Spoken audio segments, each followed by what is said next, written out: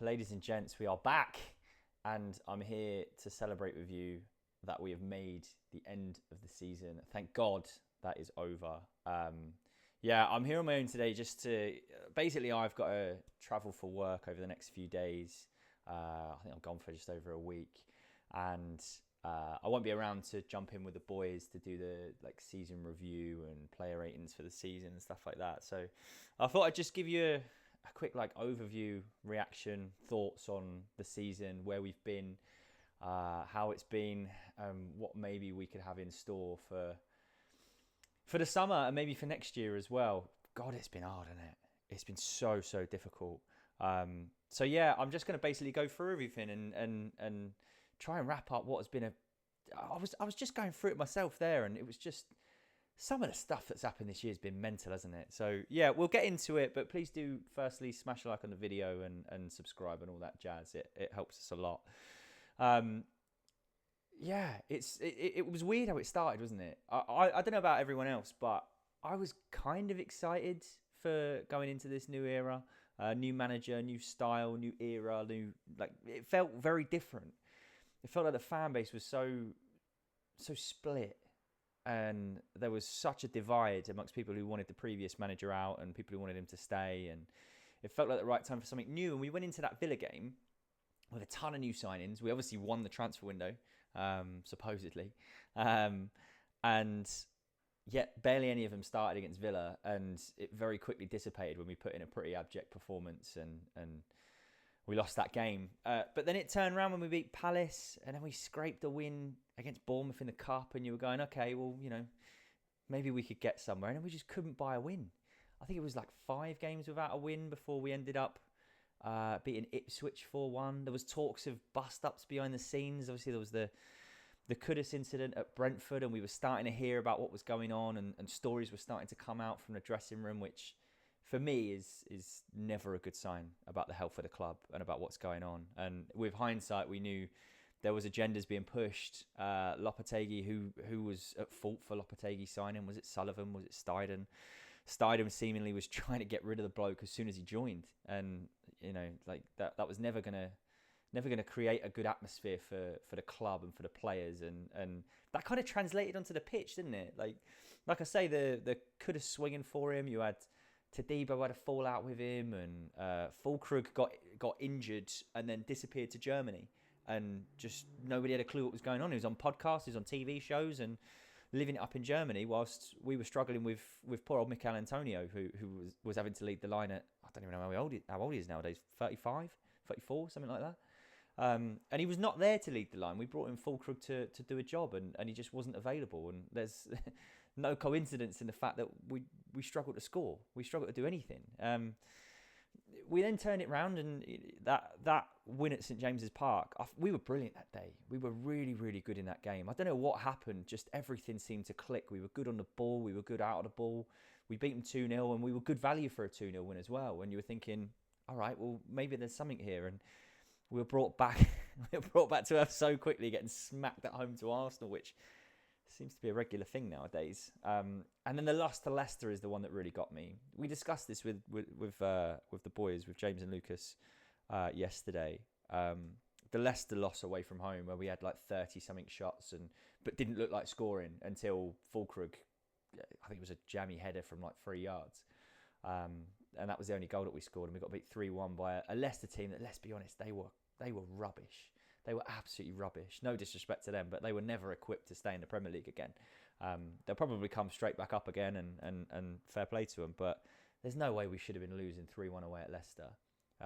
And that was it for me. That was when I thought there's probably no way back for Lopetegui. And you could see that again from some of the results over Christmas. Yes, we snatched a couple of draws against Bournemouth and Brighton.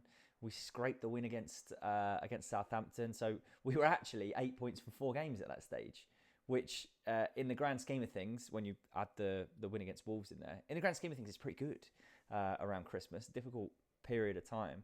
But again, the issue was we then play against Liverpool and City, and we ship a load of goals again. We shipped 9 goals, and that was it for Lopetegui. We bring in Graham Potter, and again, I remember sitting and talking with the boys about Graham Potter as a manager and is he a good fit? And I could see from a mile off that the issues that were going to rear their ugly head are pretty regular things for West Ham fans. Talk about the style of play, talk about negativity, talk about being uninspiring. It's all stuff that we've heard so many times before about previous managers. And was he any different to Lopetegui? Well, I still maintain Lopetegui would have got longer if it wasn't for the fact that he was pissing off so many people behind the scenes. Steiden didn't want him there from minute one, it seems. Again, depends on who you believe. A bunch of the players didn't want him there. Apparently, Steiden was having to go around and reassure players that he wasn't going to be there next season. Which again, when you've got the director of football working against the manager's not getting on with the players, and the players are going to the director of football to talk about the manager, that is a mess. That is an absolute mess. So it was probably the right thing to get rid of Lopetegui. It was definitely the right thing to get rid of Steiden because he was creating such a poisonous atmosphere behind the scenes. Regardless of what you think of his signings, it was a messy window, and it was messy at the end under David Moyes. If it was messy under the end at Lopetegui as well, then there's a common denominator there. And you think about when Potter came in, and I was at Villa Park away, FA Cup game on a Friday night. God, that was a pig of a journey. And he named an exciting lineup. If I remember rightly, he had Somerville at one side as a wing back. He had Ollie Scholes making his full debut in English football at left wing back, who then earned man of the match. We were 1-0 up after 10 minutes. And that first 40 odd minutes or so, I thought we were brilliant. I thought we were absolutely brilliant. Again, annoyingly, you get Fulkrug gets injured, Somerville gets injured, the team starts to gas out. We go back to the same issues of not having enough legs, which has been a symptom of our season, really. And we lose the game. But I remember coming away from Villa Park thinking, there's something there. There's definitely something there. And then we win against Fulham at home in what was not a classic, but we just played a really sensible, really good game plan. We pressed well. We looked good out of possession, and we took our chances, and we beat Fulham 3-2. And Fulham have done really well this season. So again, there were signs there that I'm going, okay, maybe this guy's going to get a tune out of the players, and then we don't win for the next 4 games. And the same issues are rearing their head again. Another game where we have a red card. How many red cards did we have this season? Maybe 4? 2 of which were for Alvarez. I can't even remember who got sent off against Palace, but the same old issues were arising. And we drew against Villa, we lost against Chelsea, we lost against Brentford, and then we go away to Arsenal. This was my highlight of the season. Again, I was at the Emirates with Lucas and Mitch, and we had such a great day. If there was going to be one thing that we could take away from this season, it was a memory. It was like anyone who was there will know how it felt in that away end. It was so much fun. And to kind of have this release of, we've had a really horrible season, and we've gone and we've done Arsenal at the Emirates for the second time in consecutive years, and we've basically cost them their title. And it's sad that we're having to cling on to little things like that, but to have at least had something to enjoy over the course of the season was fun. And then we beat Leicester at home, back-to-back wins for I think the only time this season, back-to-back Premier League wins. And again, you're going, cool, that's pretty much us safe now. Like, we were so clear of anyone down in the relegation zone. We weren't looking down. We weren't looking up. And then we go 7-8 games without a win. Before the last few games of the season, we hadn't won since February. That's crazy when I say that out loud. That is crazy. And some of those games were so winnable. And another symptom of the poor season that we've had is we just are not capable and have not been capable of seeing out a game. How many 90th minute equalisers or how many 90th minute goals have we conceded to lose a game or throw away 2 points? It's quite a few. And I think if we hadn't done that, I'm not saying we would have achieved loads this season. We probably would have clawed our way up into mid-table and maybe had a look at 12th or something like that. But it's those things that define your season. And when you think about the money that's on offer in the Premier League and how much of a difference it makes finishing 14th versus finishing 12th, it all counts and it all helps, especially in a summer where we're going to need a big rebuild, which I'll come to very, very shortly. So yeah, it's kind of what could have been. What games were there? There was Everton. We conceded right in the last minute against Everton. We had a limp defeat against Wolves. I think we conceded late on against Bournemouth. We obviously conceded late on against Liverpool when we were good value for a point there, I thought. Southampton 1-1 at home. Brighton, we conceded 2 in the last minute. Spurs were there for the beating and we couldn't beat Spurs. And like, it was just frustrating. And I can see why Potter's getting a lot of criticism. I can see why he's getting a lot of criticism. 8 games without a win in the Premier League, regardless of what set of players you've got, is A, it's relegation form, and B, it is sackable form. And he was statistically one of our worst, if not our worst ever manager at that stage. He's managed to string together 2 wins in the last 3 games. Again, a memorable one away at Old Trafford, and then a good win away at Ipswich, sandwiching a disappointing loss at home to Forest. So he's managed to repair it a little bit. And the interesting thing that I saw is he's got an identical record to David Moyes, when David Moyes had just taken over halfway through a season. And Moyes came in and his job was keep us in the Premier League, stabilise, and then try and build the following season. History would tell us Moyes then went on to finish 6th and 7th and then win a trophy in his next consecutive 3 seasons, then finish 9th and lose his job or not have his contract renewed. So I hear what people say when they have criticisms for Graham Potter. I kind of sit somewhere where it does take a bit of time. I think he inherited a serious mess. You look at the way the squad was when he joined. You had an ageing squad from David Moyes' era where Moyes needed a big summer in the summer that he left. And I think the board knew that he would have needed a big summer, but didn't trust him with the money, and didn't want the profile of players that he was looking at. The profile of players being like Scott McTominay, Harry Maguire. And look what Scott McTominay went and did, having just won the league at Napoli. But I think they wanted like these more exciting names and these younger players to come into West Ham.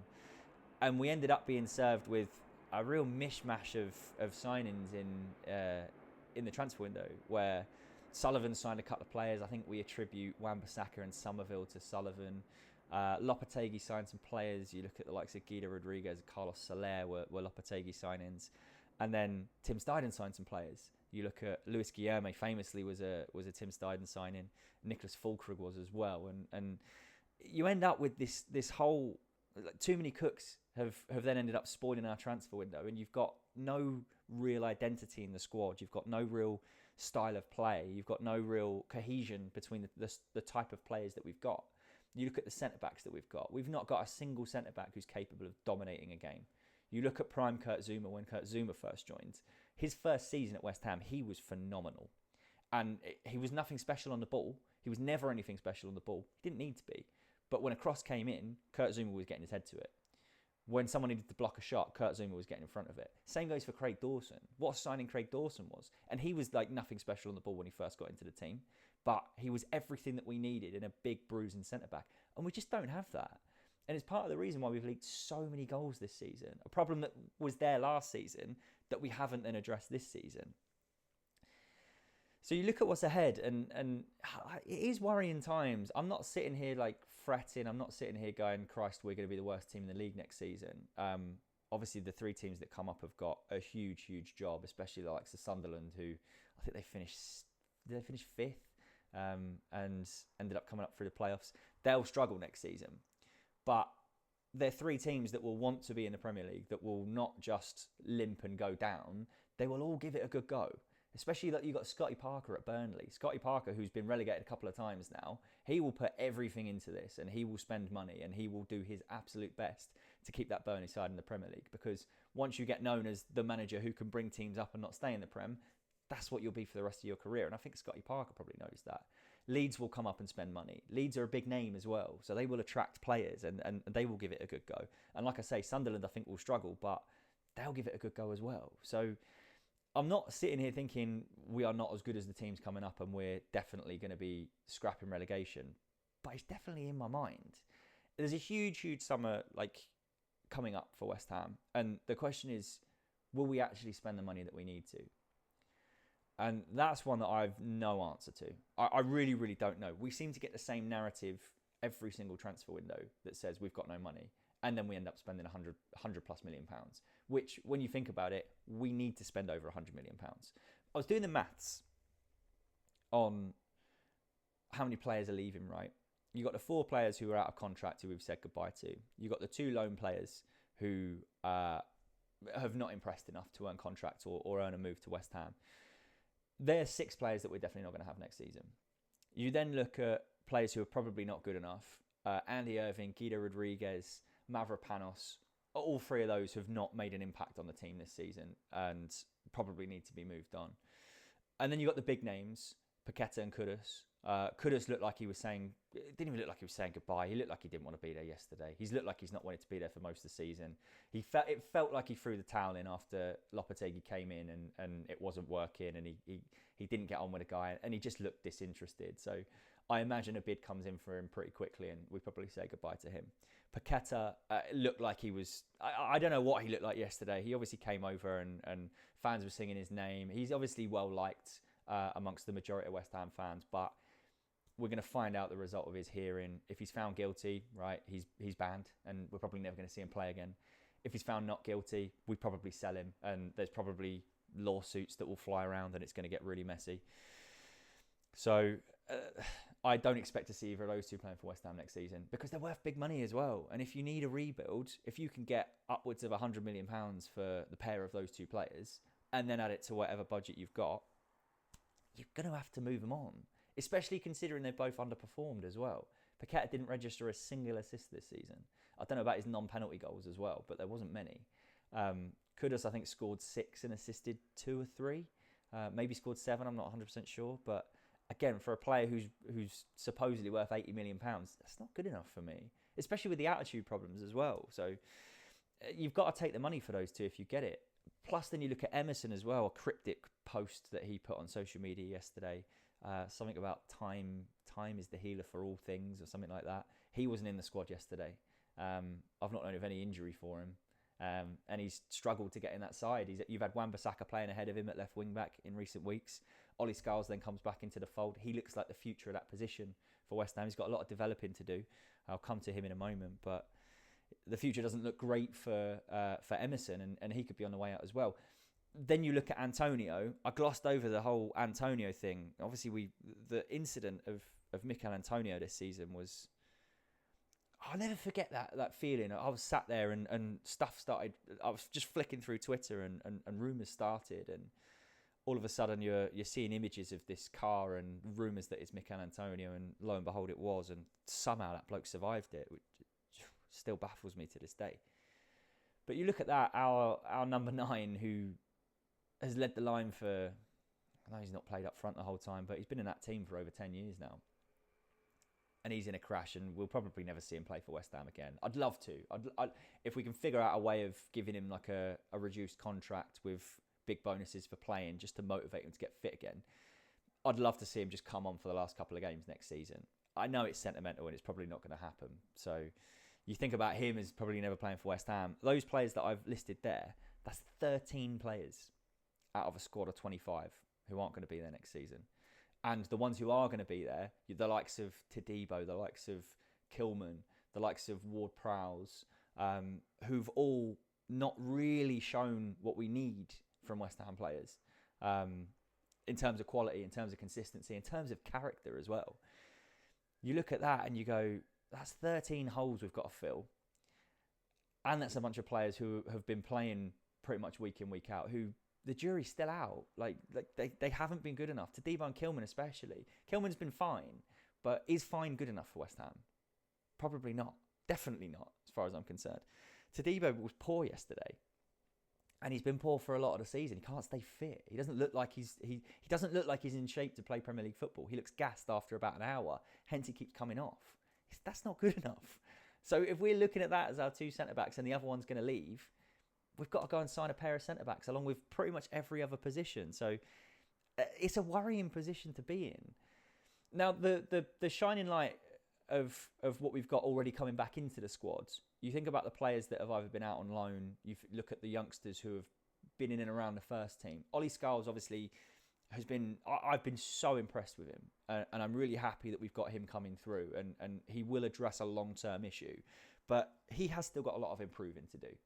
What he does defensively is brilliant, but he still lacks experience. He still needs to get fitter, still needs to get stronger, and he needs to work on his impact in the final third. You could see against Ipswich that he's been working on it, but there's a big summer ahead for him in terms of developing that area of his game. And he could come back in pre-season and at the start of next season, and he might have come on leaps and bounds. He's that type of player. So I'm excited to see what the future holds for Ollie Scholes, and I'm confident he'll be in and around the first team squad fighting for that left wing back spot next season. You look at the other players, Orford and Casey, who've been in and around the side, and both of them look like they need a big summer in the gym. I think all of our youngsters need a big summer in the gym.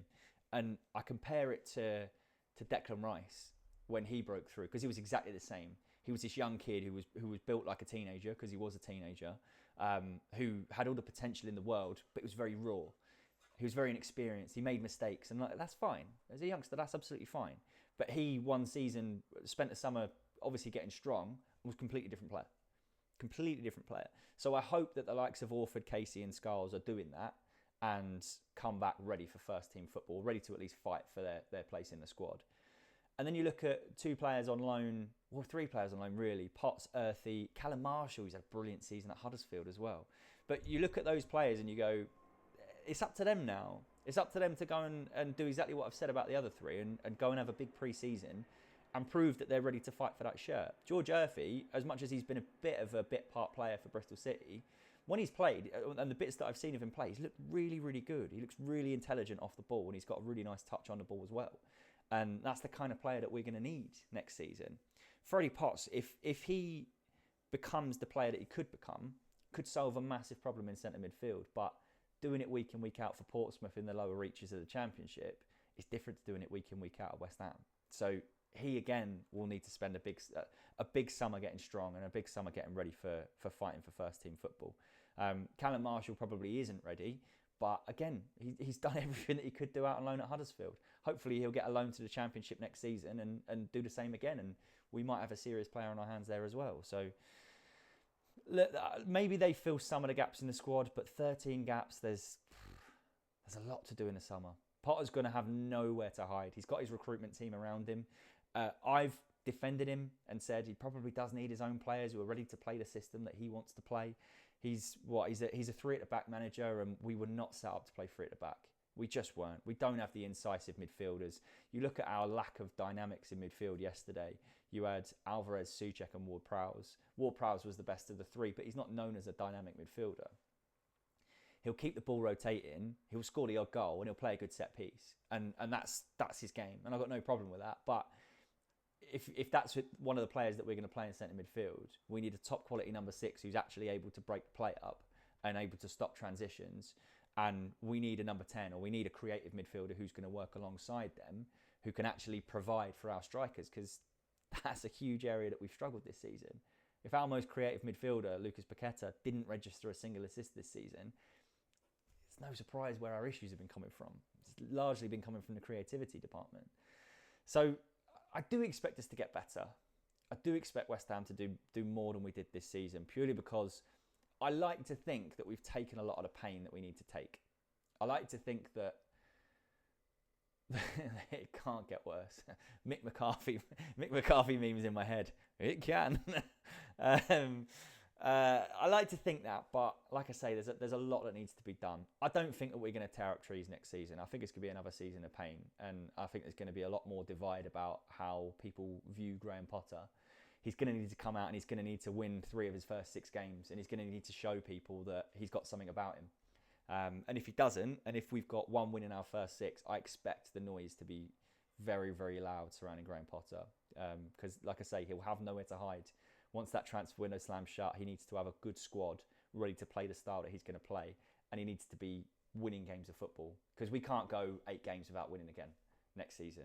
I can kind of tolerate it a little bit, given the context of the season, given a turmoil off the pitch as well as on the pitch. But we can't be tolerating that again next season. So I'm happy to give him the summer. I'm happy to give him half a dozen to 10 games next season and see what we've got. And if it's still the same, then we've probably got to make another change, which I say reluctantly, because I don't like my club to do that. I don't like seeing West Ham, and we don't historically just sack managers willy-nilly. That's not the kind of club that we are. I don't want to see us turn into Watford, who just got rid of Tom Cleverley, who was in that post for the longest of any manager in recent memory at Watford. He was there for just over a year. and they got rid of him again. And they seem to blame all their problems on managers, which is why you've seen Watford go from a Premier League side to a side that's struggling in mid-table of the Championship. They've got no consistency. They've got no constant. They've got no profile, no character. They're just a team that rinses and repeats. I don't want to see that for West Ham. If you keep pinning the blame on one person, which is the manager, then the person who's the real problem, who sits upstairs, is getting away scot-free, and your attention is exactly where they want it to be. Not focusing on the issues that are in the board, not focusing on our lack of investment, on our lack of capitalising on a huge platform that we had when we won the Conference League, where we sold our best player and tried to just live off of that money. You look at other clubs and what they've done, teams that have experienced relative success like Villa, like Newcastle, who have then doubled down and have then gone and spent big and have then gone and propelled themselves to keep qualifying for Europe through the league. Newcastle back in the Champions League again. Villa missed out kind of due to a poor refereeing decision, but they're in the Europa League next season. We just finished 14th for the second time in 3 years. Tells you everything you need to know. So when you're directing anger at Graham Potter, I hear you. I'm not happy with the way that we've been playing and the results that we've been getting. But he's not the real problem here. Just remember what the real problem is. I hope that's been enjoyable. I hope that made some sense. That's just me in the space of 25 minutes spitting a load of thoughts about how the season's gone. I'm going to take a rest now. I'm going to enjoy, I'm away for work, like I say. I'm going to enjoy a bit of quiet away from West Ham. The boys will obviously be back in a week. I don't know when, but they'll be breaking down the season, how they see it as well. Do make sure you catch that. Stick notifications on so you don't miss it. I'll be back a few weeks, a month, something like that, once we start hearing stuff. And my biggest bit of advice is this. Don't listen to the names that get linked to West Ham. Don't listen to anything. Don't get scared or angry when we get linked to absolute nobodies. We're going to need some signings like that this season. Carl McCauley has made a habit of finding absolute nobodies from the middle of nowhere, plucking them into the Premier League and turning them into good players. Well, obviously, he doesn't turn them into good players. Graham Potter tends to. But those two will find some gems from somewhere. And I'm going to relax.